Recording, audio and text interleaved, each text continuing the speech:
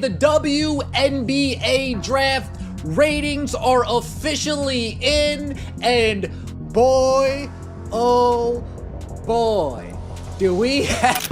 Ladies and gentlemen, the numbers are in, and the WNBA draft has given us a lot to unpack. Buckle up, because we're diving into a whirlwind of star power, media machinations, and the undeniable force that is Caitlyn Clark. There's an elephant in the room, and its name is Geno Auriemma, the legendary coach from Connecticut whose passive-aggressive quips have become the stuff of basketball lore. If there were a club called Anyone But Caitlyn Clark, Geno might just be its founding member. But before we get to that, let's talk about the draft itself. Specifically, the stark contrast between Paige Bueckers' moment in the spotlight and the supernova that was Caitlyn Clark's draft last year.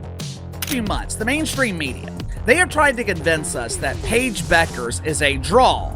Me personally, I think she's a star, but... If you're as fascinated by this drama as we are, make sure to hit that subscribe button on our YouTube channel and drop a CC 100% in the comments below. Trust us, you're going to want to stick around for this one. The numbers don't lie. A reality check for the WNBA. The WNBA draft is more than just a showcase of talent. It's a litmus test for who can pull in the crowds, who can sell tickets, and who can make advertisers salivate. This year's draft, headlined by Paige Bueckers, pulled in a respectable 1.3 million viewers. Not bad, right? But here's where things get interesting. Last year, when Caitlyn Clark was the belle of the ball, the draft drew a jaw-dropping 2.6 million viewers. That's double the audience, folks. Double. This isn't just a statistical quirk, it's a seismic shift in the narrative. Caitlyn Clark didn't just walk into the WNBA. She stormed in like a Category 5 hurricane, leaving everyone else scrambling to keep up. Paige Bueckers, for all her undeniable talent, didn't ignite the same fire. The media tried to sell us on the idea that Bueckers was the next big thing, the heir apparent to women's basketball. But the numbers tell a different story. While Bueckers is a star in her own right, she's not yet a draw, that rare breed of athlete who transcends the sport and pulls in casual fans, curious onlookers, and even people who don't know a pick and roll from a dinner roll.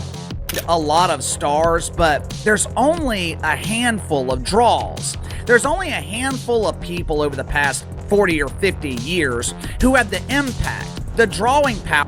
Think Michael Jordan, LeBron James, or in women's basketball, Lisa Leslie in her prime. These are the players who don't just win games, they change the game. They make you tune in, even if you're not a fan. Caitlyn Clark has that magic.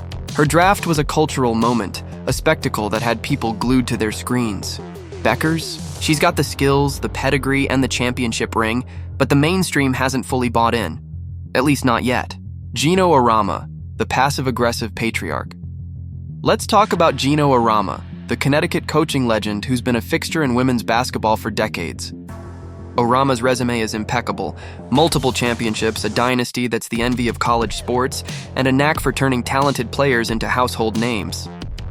But lately, it seems like Geno's got a bone to pick with Caitlyn Clark. His interviews are peppered with subtle jabs, veiled critiques, and that signature smirk that says, "I know something you don't." It's the kind of passive-aggressive energy you'd expect from a grumpy uncle at Thanksgiving, muttering about how things were better back in my day. For 2 seasons now, Auriemma has been low-key throwing shade at Clark. He's minimized her accomplishments, questioned the hype around her, and even taken swipes at her fan base, calling them delusional for thinking she'd dominate the WNBA right out of the gate. One particularly spicy moment came when he scoffed at betting odds that placed Clark as a top contender for WNBA MVP. "These people are so disrespectful and so unknowledgeable and so stupid that it gives women's basketball a bad name," he said, his words dripping with disdain. Is a star or a draw, that remains to be seen.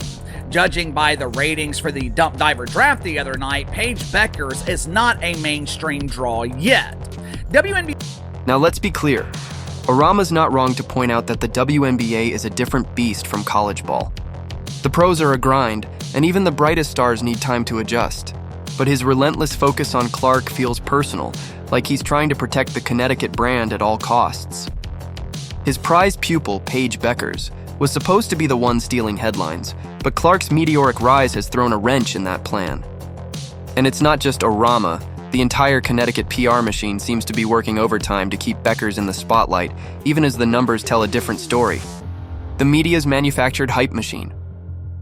The mainstream media has been complicit in this saga, pushing a narrative that Bueckers is the next face of women's basketball. ESPN's highlight reels are filled with glowing profiles, carefully curated interviews, and yes, plenty of shots of Auriemma's smirking face.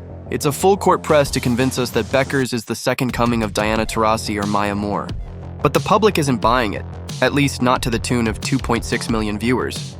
The draft broadcast itself was a case study in missed opportunities. Last year, when Clark was the star of the show, the WNBA poll, NBA drew 1.3 million viewers the other night for the draft on ESPN. Now, that number, it can be credited 100% to Paige Bueckers because every other player. Social media didn't hold back. Twitter, or X if you're keeping up, lit up with comments like, "No Caitlyn, no ratings," and they tried to replace the sun with a flashlight. Oof. The public's verdict was clear. Caitlyn Clark isn't just a player, she's a phenomenon. Trying to manufacture the same excitement around Bueckers without the same organic buzz was like trying to bottle lightning. It just doesn't work. The financial fallout, why ratings matter. Let's talk money because that's where the rubber meets the road. In the world of professional sports, ratings aren't just bragging rights, they're a financial lifeline.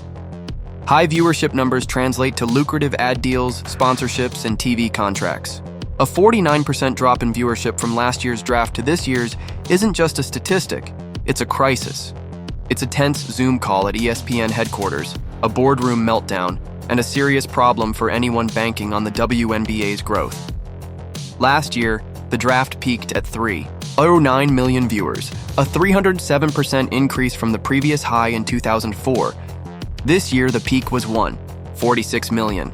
A solid number, but closer to the 601,000 viewers from 2004 than to Clark's 2024 bonanza. That's not progress, it's regression. As one commentator put it, 49% of the audience said, "Yeah, I'll go watch paint dry instead." Even sports pundit Jason Whitlock admitted he didn't realize the draft had happened until the next morning. Like Caitlyn was, the delusional fan base that follows her disrespected the WNBA players by saying she's going to go in that. Yikes. The WNBA and its media partners invested heavily in promoting Bueckers, positioning her as the next Lisa Leslie. They rolled out the red carpet, churned out breathless coverage, and tried to replicate the hype that surrounded Clark. But the public didn't bite. Why settle for a copy when the original is still dominating the conversation? Clark's star power is authentic, unforced, and undeniable. Bueckers, for all her talent, hasn't yet captured that same magic. Caitlyn Clark, the once-in-a-generation talent. So, what makes Caitlyn Clark so special? Let's start with the stats, because they're staggering. In her final college season, Clark averaged 31.6 points, 8.9 assists, and 7.4 rebounds per game. That's not just good, it's historic. She was a walking triple-double, a player who could score at will, dish out pinpoint passes, and crash the boards with the best of them. League and tear it apart. There were actually odds on she's third or fourth in betting odds on being MVP of the WNBA. Imagine if Steph Curry and Chris Paul merged into one unstoppable force. That's Caitlyn Clark, but it's not just about the numbers. Clark has that intangible quality that separates stars from superstars. She plays with a swagger, a competitive fire that makes every game feel like a must-watch event.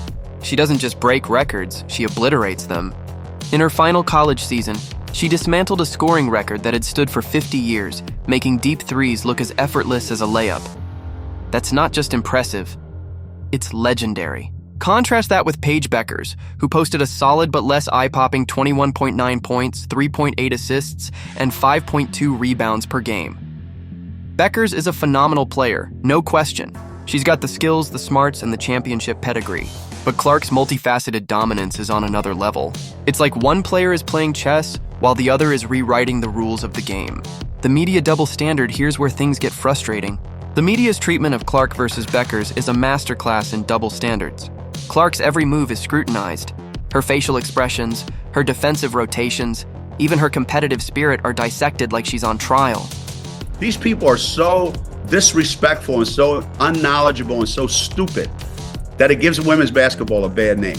Okay, so the kid was set up for failure, right? Meanwhile, Bueckers gets fluff pieces and red carpet adoration, even when her stats don't fully justify the hype. It's not just unfair, it feels like a coordinated effort to prop up one narrative while tearing down another. Some discussions have even veered into uncomfortable territory, with Clark's race becoming a point of contention. There's a narrative, pure speculation mind you, that the media believes Clark's popularity is tied to her being white. The thinking goes that little girls idolize her because she lacks melanin, and grown men tuned into women's basketball for the first time because a white player was dominating. It's a ridiculous leap, but it's the kind of thing that swirls around in certain media circles. Meanwhile, Bueckers is positioned as a safer, more controllable face for the WNBA, one who aligns with the league's desired image. And Rakia.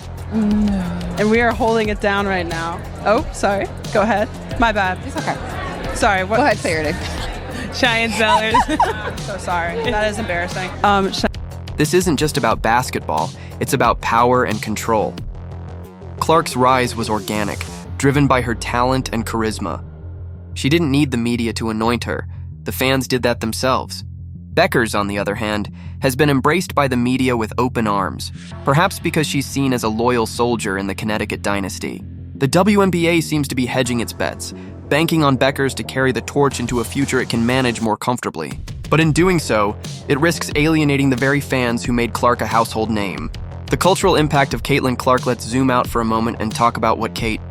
Second most viewed WNBA draft of all time with an average of 1.25 million viewers with a peak